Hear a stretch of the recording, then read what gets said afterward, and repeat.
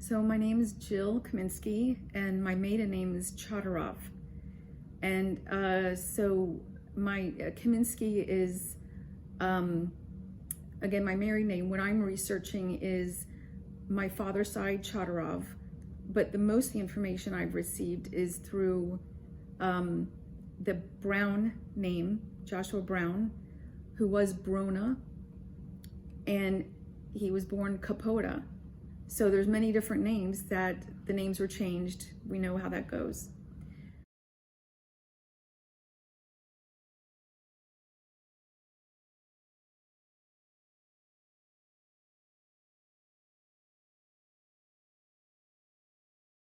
So all my life, I knew that I had been named after my grandfather, my mom's father.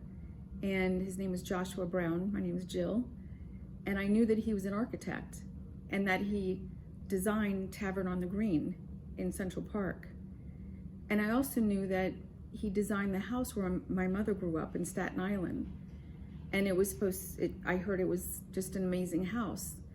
So in my 50s, I had never been out there and decided to go take a look at this house. So I'm standing outside the house. It's quite amazing. And the man who lives there comes out.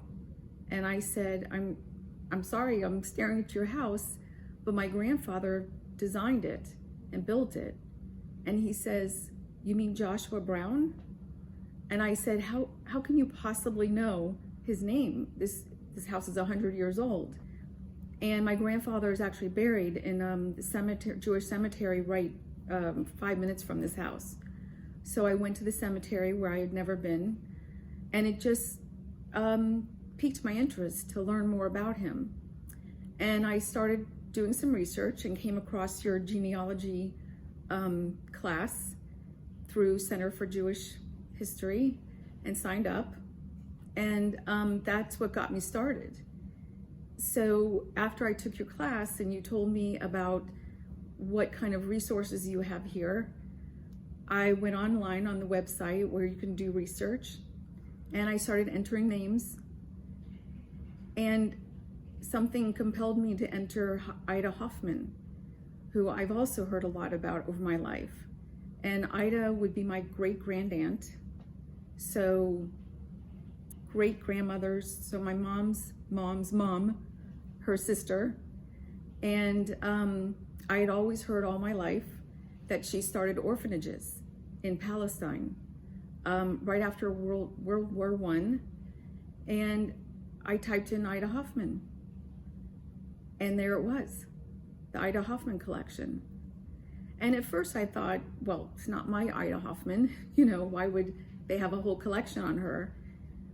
But it said as a subtitle, Henrietta Zold. And I knew that she had worked with Henrietta Zold back at that time before Hadassah was really even started. And I knew that, I had heard that. So I thought, that's her. And made an appointment to come and take a look through the boxes. And here's one of them. And there's 3 of these. And it ended up, it's full of memorabilia, her Red Cross nurse's hat, her, pins, but there's also letters, diaries that mention my family. People I've been trying to find and figure out who were they, where were they, where did they die, what was their story. And I found a lot of documents about them through my genealogy research, but this really gets personal. And there are letters between Ida and Henrietta Zold. There's documents letters where she's writing to the Jewish Distribution Committee asking for funds, begging for funds to pay for these orphanages. And then there's one amazing thing, a manuscript. She started writing, she wrote a book about her experience in Palestine. But it's about one particular 3-year-old who she found living in a cemetery by himself. and she takes him in and he lives with her. Ida was never married. She wanted to be Florence Nightingale, she says actually in the manuscript. And so she was in the very first program class to become a registered nurse, the first ever. And she was one of the first social workers when that became a thing. And so I've gotten to know this woman. She actually died just a few months after I was born. And so there are photos also in these boxes, photos of my family, my cousins, and me as an infant. And I'm finding this here in your library. And I just had no clue. And, you know, since I've told my cousins, who are all related in the same way as I am, and they're all just, we don't even know what to say, just how much this Center for Jewish History has given my family is beyond what we ever expected, and we're, you know, very grateful for that. So I scanned everything in these boxes, and I'm working on this book. I spend a few hours every day, first thing I do in the morning, and so unfortunately there's a lot of pages missing, and so I have parts of the beginning, parts in the middle, parts at the end, and I do know that this young boy, you know, grew up and became, I don't think he was quite a teenager, but maybe he was 8 or 9 years old, and he disappears, and she never sees him again. So I do know the end, but I'm trying to fill in the middle. I know that this child was living in what she calls a cave in a cemetery in Safad. This is in Safad. And he's alone. He has his belongings around his neck, a string with shards of glass or whatever he thought was his treasured belongings. And in his cave, he had a single flower in a little, you know, chipped glass that he had found somewhere. And so he has a very tragic story of how he ended up by himself in a cemetery. And so Ida Hoffman takes him in. He has a lot of problems, you know, sort of, I would say, PTSD type of behavior that she helps him through. And in the meantime, she's starting these orphanages for children that were living out in the fields. And she says they were grazing for food, just like the animals were. And so she took them in, created these orphanages, and was there for a number of years.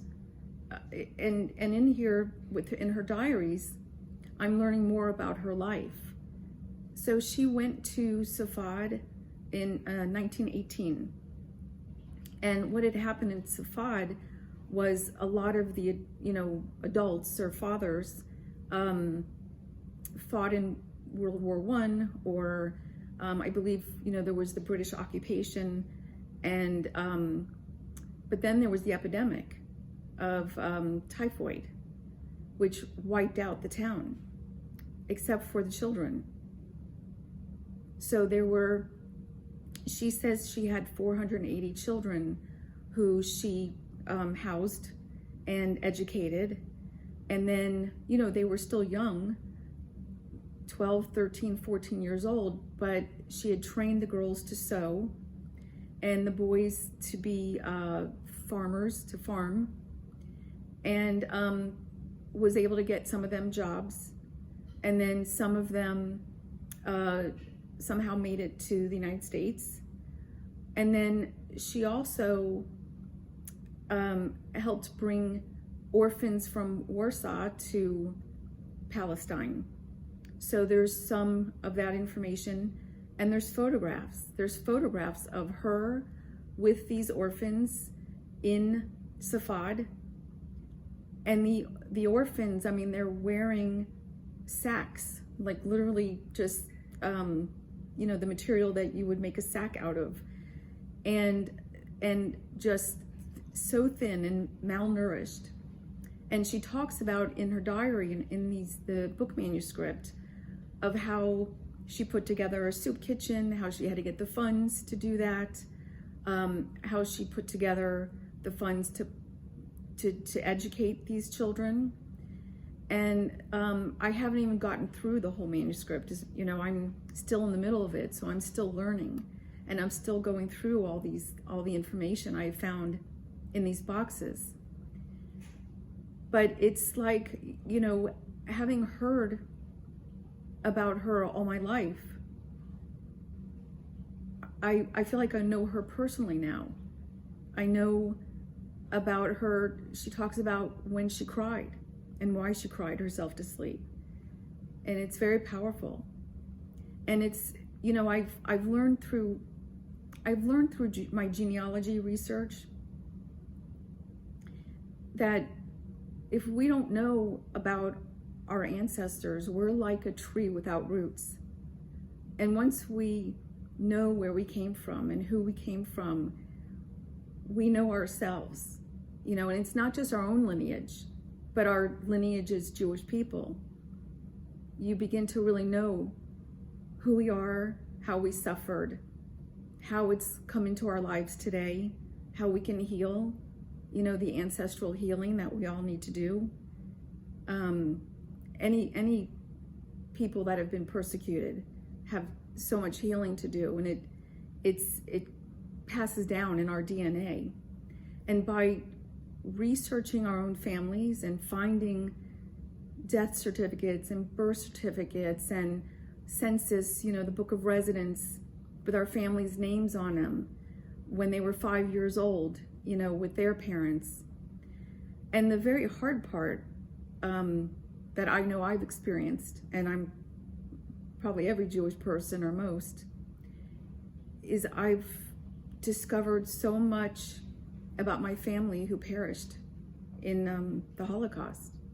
It's been difficult, but I also feel like I'm honoring their memory, I'm honoring their lives, and I haven't forgotten them, 80 years later.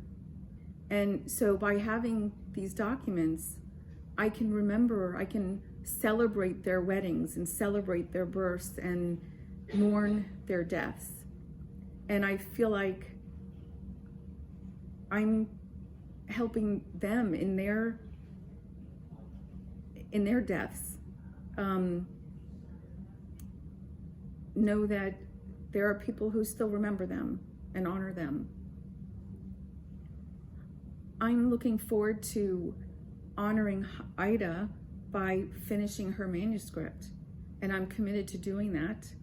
It may take me a few years because there are so many pages that are missing, and so I have to fill that in.